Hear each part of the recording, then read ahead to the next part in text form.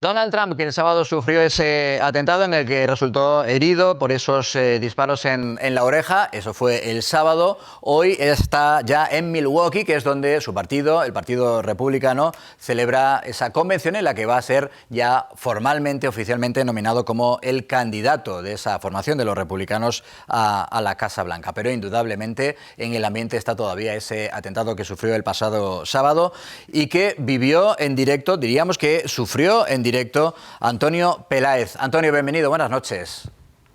Buenas noches, José Luis, ¿qué tal? ¿Cómo estáis? Bueno, entiendo que serían unos instantes iba a decir de pánico, cuando menos de angustia. ¿Estabas tú muy cerca del estrado donde estaba hablando el expresidente Donald Trump? No, cerca la verdad que no estábamos. Había dos perímetros, digamos. Es una zona muy amplia, es prácticamente como un descampado. Los edificios que hay son con pequeños hangares, porque de hecho uno de ellos había una avioneta y tractores. No son edificios de más de 2 alturas, podemos decir. Entonces nosotros desde las 10:30 de la mañana, yo estoy trabajando en un documental del periodista canadiense James Westman, que lo que está investigando es la pérdida de confianza en las elecciones. Y bueno, pues hablando mucho de lo que sucedió en 2020, cuando muchos republicanos se acostaron creyendo que ganaba Trump y se despertaron viendo que ganaba Biden. Entonces, estuvimos haciendo esas entrevistas, habíamos terminado de hablar precisamente con un activista que estaba promoviendo el voto para Trump y que había salido de la zona interior diciendo hay muchísima gente, dice yo no vuelvo a entrar.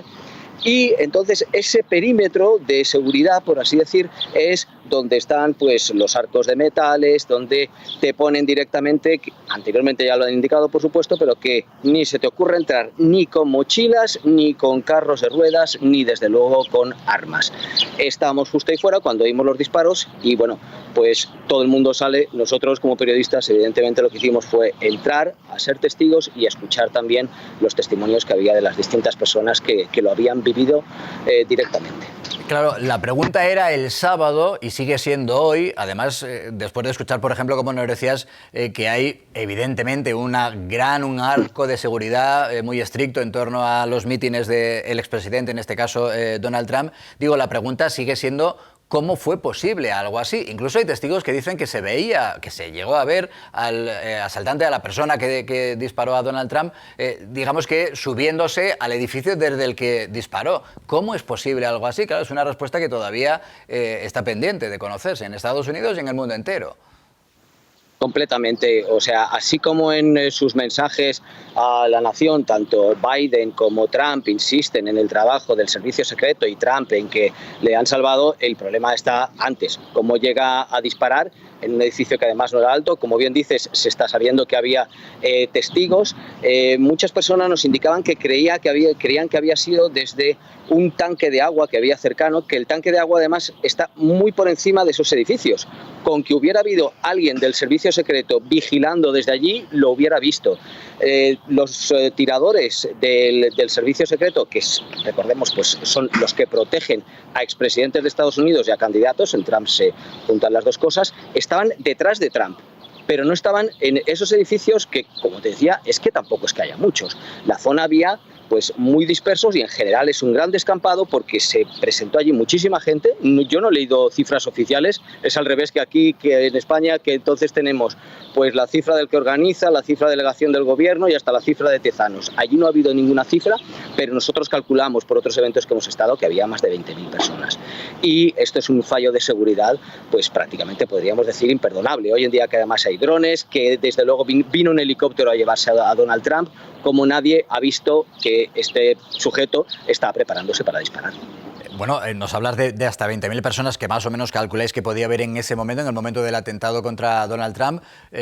Entiendo que es hasta complicado valorar y gestionar las posibles reacciones de 20.000 personas tras algo como lo que estábamos viendo, que decíamos al principio, es cuando menos angustioso, si no para los que estaban cerca. Además hay un fallecido y dos los que estaban cerca del estrado. Digo, es difícil de gestionar también la reacción. ¿Cómo fue esa reacción del público que tuvo que presenciar ese atentado?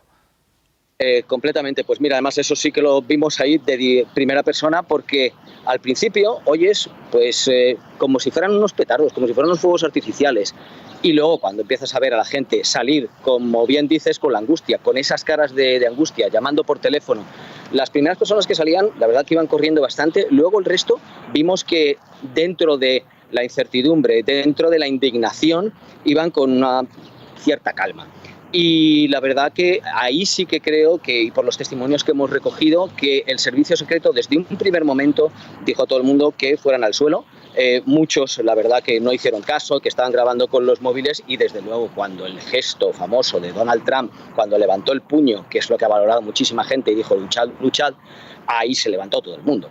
Pero lo que sí salían escalonadamente, podríamos decir, y además mostraron un comportamiento muy cívico cuando tenían que salir las dos ambulancias, abriéndose paso de inmediato y dejando que salieran muy rápido. Entonces, en ese sentido, no ha habido ningún problema por avalanchas, porque además era una zona que podía ser como un...